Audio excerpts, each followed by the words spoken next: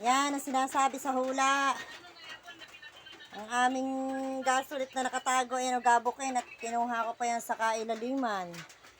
Kami ay naubusan na ng gasol. Sinasabi sa hula, sasabay sa bayaran ng lahat. Ay ang gasol ay sanay na sanay. Kapag kung kailang bayaran ng kung ano-ano ay nakasabay ng pagkaubos.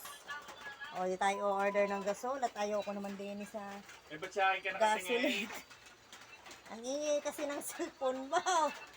Huwag mo na magpiprito ng tuyo. Yan, dahil nabagyo.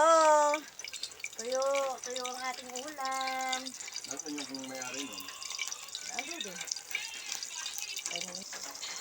Yan, tuyo tayo ngayon at may bagyo pa rin.